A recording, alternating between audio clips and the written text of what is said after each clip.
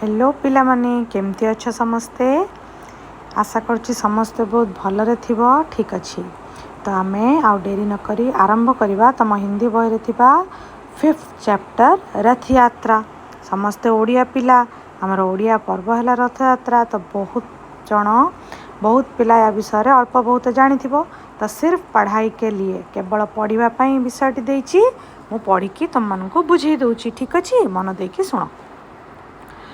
हमारे जीवन में त्योहार का बहुत महत्व है। आम जीवन रे पर्व पर्वण खूब महत्व अच्छी। ये हमारे मन में अपार हर्ष उल्लास भर देता है। ये आम मनरे अनेक खुशी आनंद भरी दिए। तमें जानिच पर्वपर्वाणी आसिले समस्त मन केमती आपे आपे खुशी हो जाए। हम ओडिशा में रथ यात्रा, दिवाली, दशहरा, जन्माष्टमी, रामनवमी, रजोत्सव, नुआखाई, शीतल षष्ठी आदि त्योहार मनाते हैं। ओडिशार विभिन्न पर्व कथा से कहला रथ यात्रा, दिवाली, दीपावली, दशहरा, दुर्गा पूजा, जन्माष्टमी, कृष्ण जन्म दिवस, रामनवमी, रजोत्सव, रज महोत्सव, नुआखाई, शीतल षष्ठी, ये सब पर्व हमें पालन करूँ। उनमें से रथ यात्रा विश्व प्रसिद्ध त्योहार है। विश्व प्रसिद्ध माने वर्ल्ड वाइड फेमस। पूरा विश्वर लोक माने रथ यात्रा विषय जानिचंती। जगतर नाथ जगन्नाथ यही दिन पूरा बाहर को आसंती, समस्ते तांको दर्शन लाभ करती। तांकर रथ यात्रा के दिन श्री क्षेत्र पुरी के श्री मंदिर से चारों विग्रह श्री बलभद्र, श्री जगन्नाथ, देवी सुभद्रा और चक्रराज सुदर्शन भक्तों को दर्शन देते हुए 3 रथों पर विराजमान होकर गुंडीचा मंदिर में जाते हैं। तमें समस्ते जानिच 3 ठाकुर जगन्नाथ, बलभद्र, सुभद्रा और तांकर सुदर्शन चक्र भक्तों को दर्शन दियंती और गुंडीचा मंदिर आड़ को यात्रा करती। ताल ध्वज रथ पर श्री बलभद्र रथ ना है ताल ध्वज। दर्पदलन रथ पर देवी सुभद्रा दर्पदलन रथ रे तथा श्री सुदर्शन और नंदी घोष रथ पर श्री जगन्नाथ जी विराजमान होते हैं। जगन्नाथ का रथ ना कौन? नंदी घोष। आषाढ़ महीने के शुक्ल पक्ष द्वितीय तिथि में आषाढ़ मास शुक्ल पक्ष द्वितीय तिथि रे श्री जगन्नाथ जी की विश्व प्रसिद्ध रथ यात्रा का आयोजन होता है। आषाढ़ मास शुक्ल पक्ष द्वितीय तिथि रे विश्व प्रसिद्ध जगन्नाथ ठाकुरंकर यह रथ यात्रा उत्सव पालन हुए। पहले पहंडी विजय करा के विग्रहों को श्री मंदिर के रत्न सिंहासन से लाकर रथ पर बिठाया जाता है। पहंडी विजय रे सिंहासन रु 3 ठाकुर आउ तांको सहित सुदर्शन आसिकी रथ रे विराजमान करती। पहंडी के समय शंख, घंटा, ढोल, झांझ, मंजीरों की आवाज के साथ हुड़हुड़ी और हरिबोल की ध्वनि से चारों ओर प्रकंपित हो जाता है। तमें समस्त जानच चारियाड़े घंट, हुड़हुड़ी, मृदुंग, ढोल, झांझ, कीर्तन ये सब बाजिकी चारियाड़े आम परिवेशटी प्रकंपित हुए और पवित्रता भरी जाए। सुसज्जित रथ पर पूजार्चना नीति संपन्न की जाती है। सुसज्जित रथ उपरे पूजार्चना नीति समाप्त हुए। उसके बाद तापरे पुरी के गजपति महाराज पालकी पर सवार होकर आते हैं। पुरी रो गजपति राजा पालिंकी रे बसी आसंती।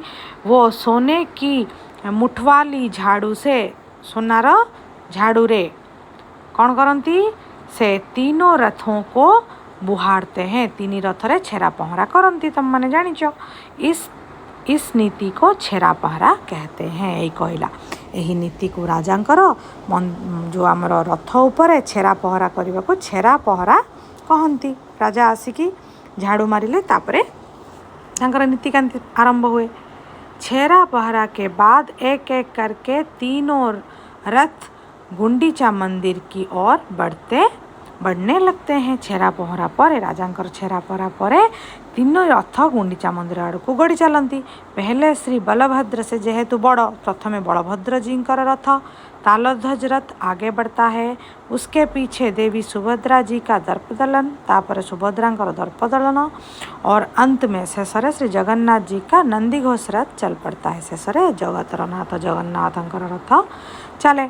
हजारों लोग रथ की रस्सी को खींचकर इसे गुंडीचा मंदिर की ओर ले जाते हैं। हजार हजार लक्ष लक्ष संख्यक भक्त रथर दौड़ी टाणी ता रथ को गुंडीचा मंदिर आड़ को नहीं जाती, इसलिए इसे गुंडीचा यात्रा भी कहते हैं। तो रथ यात्रा अन्य नाम है गुंडीचा यात्रा। मौसी माँ मंदिर को से जाती, गुंडीचा को जाती, गुंडीचा आड़ को यात्रा कर रथ यात्रा को गुंडीचा यात्रा भी कहा जाए। रथ यात्रा का मनोरम हृदय उपभोग करने के लिए लाखों श्रद्धालु पुरी में उपस्थित होते हैं। तो यही रथ यात्रार मनोरम दृश्य को उपभोग करने लक्ष लक्ष भक्त आसी पुरी रे एकत्रित होती। पुराण के वर्णन के अनुसार पुराणर वर्णना अनुसार राजा इंद्रद्युम्न ने श्री जगन्नाथ मंदिर की प्रतिष्ठा की थी। तो जगन्नाथ मंदिर की प्रतिष्ठा करते राजा इंद्रद्युम्न। उनकी रानी गुंडीचा देवी के नाम पर गुंडीचा मंदिर बना है। तीनों रथ वहां तक जाते हैं। मंदिर के पास रथ पहुंचने के अगले दिन तीनों विग्रहों को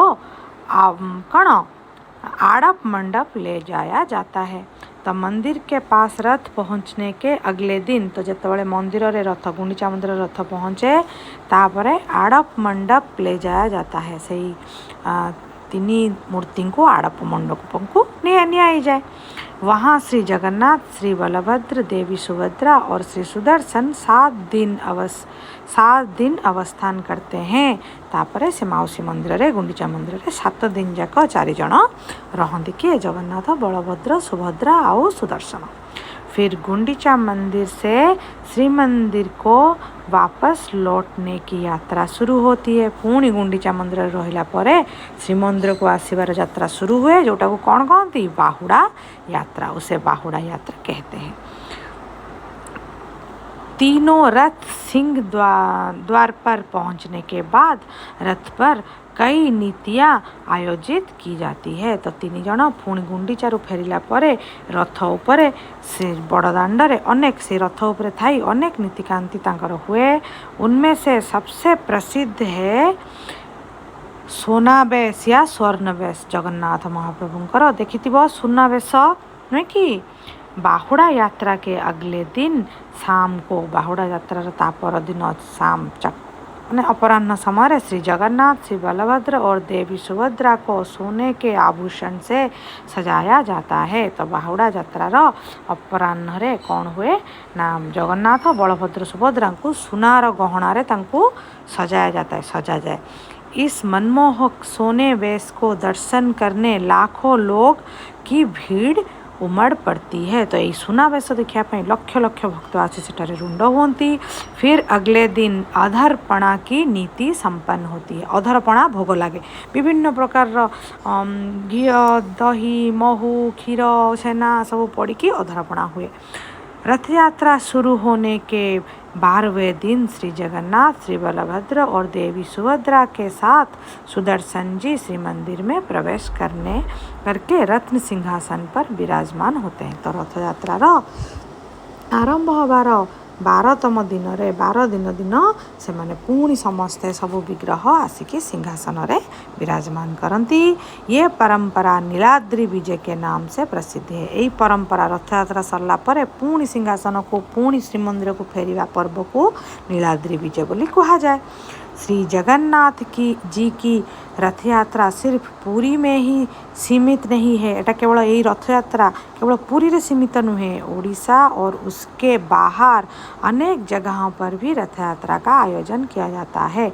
ओडिशा बाहर मध्य विभिन्न स्थान में रथ यात्रा आयोजन हुए। पुरी के अलावा ओडिशा के बारीपदा, ढेंकानाल, केन्द्रापड़ा, रणपुर, नीलगिरी, संबलपुर, कोरापुट, केन्दुझर आदि जगह पर रथ यात्रा बहुत प्रसिद्ध है। यही सब स्थान तुम जानिच बारिपदा, ढेंकानाल, केन्द्रापड़ा, रणपुर, नीलगिरी, संबलपुर, कोरापुट, केन्दुझर ये सब जगह रथ यात्रा ठीक सेमती धूमधाम रे मना जाए। अब तो विदेशों में भी एबे बाहर मध्य देश बाहर मध्य रथ यात्रा का आयोजन बड़े धूमधाम से किया जाता है। एबे देश बाहर भारत बाहर मध्य रथ यात्रार आयोजन करा जाउछि। आज रथ यात्रा सिर्फ ओडिशा का ही नहीं, एबे आजी वर्तमान समय रे यह केवल ओडिशार पर्व ही हेकी रही नहीं, बल्कि समूचे विश्व का महोत्सव बन गया है। पूरा विश्वर एटा पर्व है गलानी कोठा रथ यात्रा। श्री जगन्नाथ जी का मंदिर किसी विशेष जानकारी देची जानिबा कथा। जगन्नाथंकर मंदिर श्री मंदिर, श्री जगन्नाथ मंदिर का झंडा पतित पावन झंडा, पतित पावन पताका। श्री मंदिर का प्रसाद महाप्रसाद जानिच। श्री जगन्नाथ जी का सिंहासन रत्न सिंहासन, पुरी का दान बड़ दान, पुरी दांड बड़ दांड, पुरी जगन्नाथ मंदिर का चक्र नील चक्र, पुरी के बड़े ठाकुर, पुरी रो बड़ ठाकुर श्री बलदेव जी, पुरी के पास उदती महोदधि जोटा समुद्र। श्री जगन्नाथ मंदिर के भीतर का बटवृक्ष कल्पवट, ता भीतर जो बरगछ अच्छे कल्पवट बोली कहा जाए। श्री जगन्नाथ मंदिर का दीप महादीप, जगन्नाथ मंदिर जो दीप जलाए ताको महादीप कहा जाए। श्री जगन्नाथ मंदिर का प्राचीर जो बाउंड्री है जो कांथ उठी ताको मेघनाद प्राचीर बोली कहा जाए। समस्ते कह जय जगन्नाथ। चैनल टी को लाइक करिवे, सब्सक्राइब करिवे, यदि किसी प्रॉब्लम थाए कमेंट करी श्योर जणाइबे। धन्यवाद, बाय बाय।